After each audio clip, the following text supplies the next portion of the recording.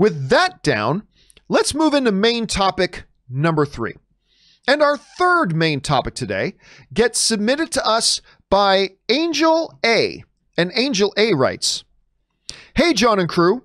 So I just saw that Deadline is reporting that Netflix is developing a live-action Assassin's Creed TV series. As a longtime fan of the franchise, and with the disappointment of the 2016 Assassin's Creed movie, I'm pretty excited for a Netflix series adaptation, as I generally find Netflix series to be good. Are you excited for this? Did you enjoy the 2016 version?" All right, thanks a lot for sending that in, man. And big news. This was the big news, at least to me. This was the big news of the day that has come out. Netflix is embarking on doing a brand new Assassin's Creed series, but it's more than just an Assassin's Creed series. Netflix is apparently working with Ubisoft, I believe that's the company, to develop an entire shared, for lack of a better term, cinematic universe of Assassin's Creed that will transcend live action series, animated, and anime. And they're making a distinction between those two. There's going to be an animated and an anime version of it. This is what the folks over at Deadline had to say about this. They said the following: Netflix is looking to build an Assassin's Creed TV universe. The streamer has entered into a content agreement with Ubisoft to develop live-action animated and anime series based on the international best-selling video game franchise. The first series in development is an epic, genre-bending live-action adaptation. The series, executive produced by Ubisoft Film and Television's Jason Altman and Daniel Kreniak, is looking for a showrunner. Okay, so right now, they don't have a showrunner. That is obviously going to be the most important piece of this puzzle. Who is going to be the showrunner? In comparison terms, in television, the showrunner is kind of like the director in movies, right? The director is the one in charge of the movie. The directors are not really in charge of the TV shows. The showrunner is. And so who are they going to get to be the showrunner of this? That's the big question, and that's the part that's going to be kind of up in the air a little bit. So that's interesting. It's also interesting to note that Ubisoft has really been putting everything in gear. Ever since they started their film and television department, they've been getting things in gear. This Assassin's Creed thing is just the latest. Listen to this. Ubisoft and television slate of IP based on original film and TV projects in various stages of development and production include Tom Clancy's The Division for Netflix, Rabbids for Lionsgate, Just Dance for Screen Gems, Beyond Good and Evil, also for Netflix, an independent Werewolves Within, which they don't have a distributor for yet, but they're developing that, and a few other projects as well. They've already hit the ground running, and they're doing a lot to get this thing going. All right, let's address the elephant in the room here. They have tried before to get an Assassin's Creed narrative on screen going before. 2016's Assassin's Creed with Michael Fassbender. This was a movie that for years leading up to it, like I believe they announced this in 2013 or early 2014. And for a couple of years, many of us looked to this upcoming Assassin's Creed movie with Michael Fassbender as being the great hope for video game movies. We looked at that because up until that point, all video game movies suck. 3 rules in life, 3 things that are inescapable, 3 unshakable truths: death, taxes, video game movies suck. That's been unescapable. You can't get away from that. And we kind of looked to 2 films, actually, Assassin's Creed and Warcraft. Remember that? And we said, that's it. That's going to be the year that breaks the curse of the video game to movie adaptations. That will be it. Assassin's Creed is great lore that you can translate into a movie easily.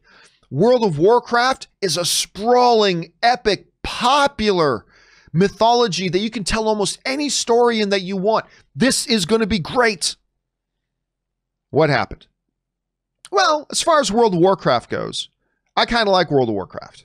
I know not a lot of people did, and even I will say it didn't end up being as good as I wanted it to be, but I enjoyed World of Warcraft. I felt like it actually took me to Azeroth, so there's that, but I didn't love it or anything like that, and a lot of people didn't like it at all. But Assassin's Creed the movie, was one of the most unforgivable pieces of shite my eyes have ever had the displeasure of watching on a big screen. And I'm not using hyperbole here. It's an awful movie. Absolutely dreadful. Now, there were sparks of promise in it. But unfortunately, all those sparks of promise was whenever they were actually in the past. Because remember, a lot of the movie takes place in a dystopian kind of future thing. And then, being consistent with the game, he's got these, built-in genetic memories of his ancestors so he can go back. And whenever he was back in time, the movie worked for me.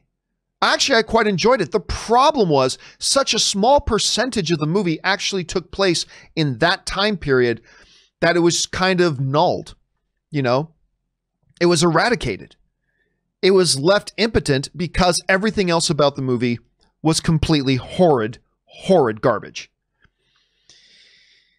So then what should we think about a movie? What should we think about a new movie version of Assassin's Creed? I have two reasons why I feel optimistic, all right? Two reasons to feel optimistic. Reason number one is I believe properties can learn from their mistakes, right? Your first time doing something will usually be the worst you ever do it, right? I mean, theoretically speaking. So here's hoping that, the people who are going to be making this series for Netflix can now sit back and look at that Assassin's Creed movie and go, okay, here are some lessons of what we cannot do. And so I'm going to have some hope and optimism for this series because I think they have a tangible example in front of them of what not to do. So there's that. The other reason I feel optimistic is because of this. While I am traditionally pessimistic about Netflix original movies, because, like I said, for every one Trial of the Chicago 7, there's 40 or 50 pieces of trash that they put out there. I feel it's completely different with their original series. Like most of the time, I gotta say, when I sit down and watch a Netflix original series, I usually end up getting pretty engaged with it. There's just something about Netflix's inability. I've always said making good movies is harder than making good TV.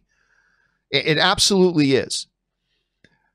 But it's just kind of crazy that they traditionally do such a bad job with their original movies, but such a good job with their series. They really do. HBO is probably the best in the business at it, but Netflix is really close on their heels for putting out really quality series.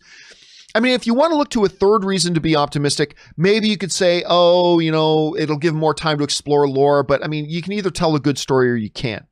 But I'm going to feel optimistic about this. Now, I will withhold my judgment of how optimistic I'm going to feel about this until I hear who the showrunner is going to be. Because that's going to be the biggest thing in all this. It doesn't matter if it's the Assassin's Creed property. It doesn't matter if it's the Pac-Man property. Unless you got the right storytellers in there, it's not going to work. So I choose to be optimistic about this right now, but I could either get super optimistic once we hear who the showrunner is, or maybe I can get a little bit more pessimistic. We'll have to wait and see. Question is for you guys. What do you think about this news, not only of a live action Assassin's Creed series that's coming to Netflix, but the fact that they're going to really sprawl this out and make an entire TV universe, including animation and a few other things. But what do you think about this live action thing right now? Do you have hope for it? Are you pessimistic about it? What do you think? Do you think this can wipe that terrible taste of the 2016 movie out of our mouths? Jump down into the comments section below and let us know your thoughts.